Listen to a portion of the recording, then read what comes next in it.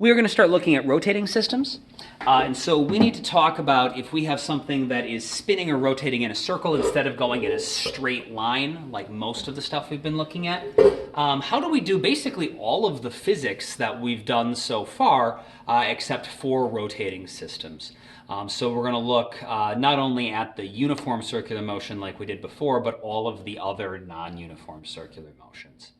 And so to start that off, just like we started off, the rest of our physics by looking at just linear motion and how do we measure position, speed, and velocity, and acceleration, we need to be able to do the same thing with an angular system. I'm sorry, with a rotating system, which we're going to call the angular quantities. And so if I have something that's going around in a circle,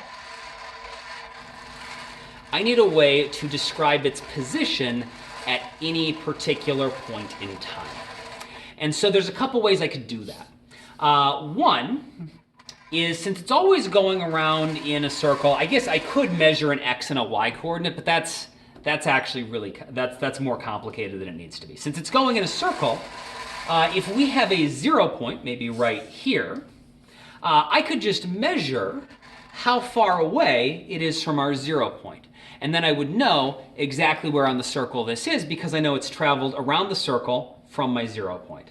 And so I could measure to where this is either in terms of length, so I could measure using a ruler or something, how many meters it is around the edge of the circle to that point. We call that the arc length, and that's one way to define the position on a circle. But another way is just in terms of angle. So if we set a protractor down in the middle of our circle here, and have 0 be right at our 0 point. So this would be position 10 degrees, 20, 30, 40, 50. So we can see this is at about maybe 63 degrees. And we can define the position of the object in terms of what angle it's at compared to our 0 point. And so we have this this way to measure position in terms of an angle, which is why we call these the angular quantities. Of course, degrees, we've used before, but as you know, if we're doing calculus, it is often easier to work in radians, and so it would also be acceptable to use radians. And you could measure how many radians away it is from 0. And so you have, 1 radian, 2 radians, 3 radians, 4, 5, 6, and then 2 pi radians to go all the way around the circle. So we can define our position in terms of an arc length, but also, which would be in meters, but also in terms of an angle. Which we can measure in either degrees or radians are the easiest way. But there's also other slightly less standard units, like we could talk about fractions of a rotation. So we could say that it's moved a quarter of a revolution. And so if this is 0, a quarter of a revolution would be there.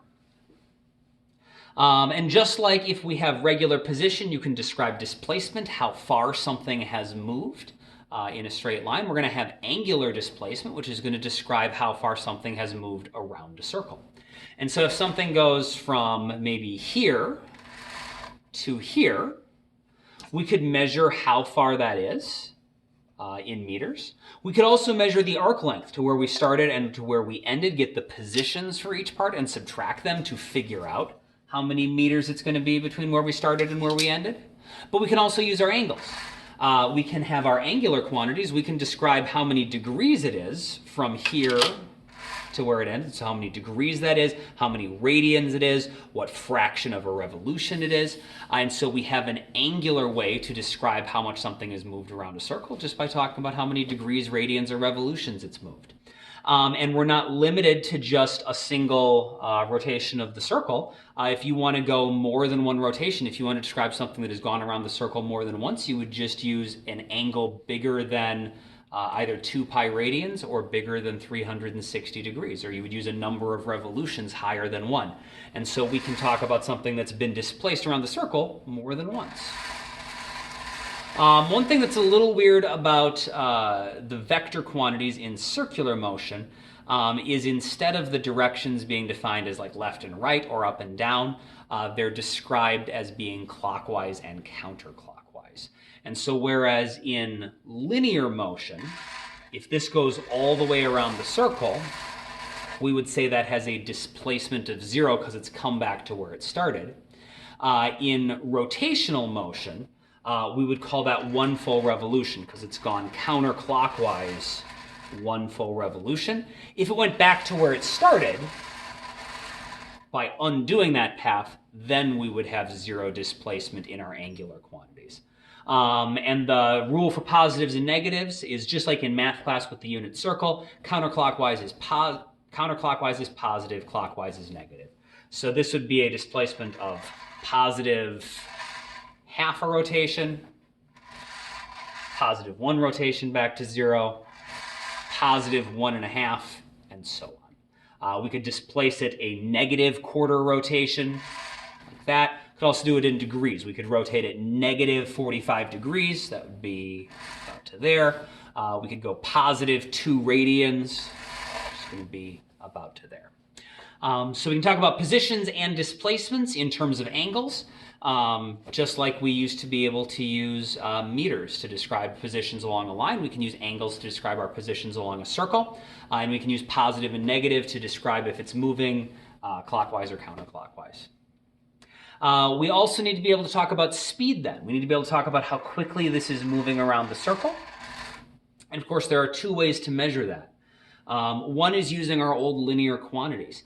We know that as it's going around in a circle, the motion of our object is tangent to the circular path.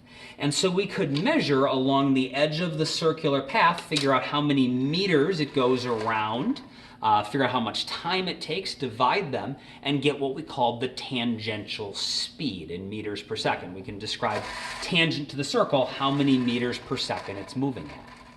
But since we can also measure stuff in angles, it might be easier to just describe, well, how many radians does it spin through per second? Or how many degrees does it spin through per second? Or how many rotations does it make per second? And so as this is spinning, maybe this is about, I don't know, maybe that's just a little over 1 radian per second. We'll go a little bit faster. We could spin at 2 radians per second. And of course, you could always experimentally measure this. You just get your protractor out. You could measure, if I want to do it in degrees, measure how much time it takes me to go 90 degrees, and then take my number of degrees divided by my time and figure out how many degrees I'm moving per second. And so we can call that either an angular speed or an angular velocity, depending on if we pay attention to the unit. If we're not worried about if it's spinning clockwise or counterclockwise, it's just the angular speed in radians per second or whatever else you're working with. It's an angular velocity if you're also accounting for the direction. So again, positive angular velocities are going to be counterclockwise. Negative angular velocities are going to be clockwise. And then we can also talk about acceleration. Now, acceleration is a little weird because we talked about when something is moving in uniform circular motion, even though its tangential speed is not changing, it's going at a constant speed as it goes around the circle, and its angular speed is not accelerating, we still had this thing we called centripetal acceleration, which was the idea that if we're using our linear quantities, it has to be accelerating towards the center of the circle to account for the fact that it's not moving in a straight line. In terms of angular quantities, if we were going to think of sort of like the angular version of acceleration, that's not what we want to look at.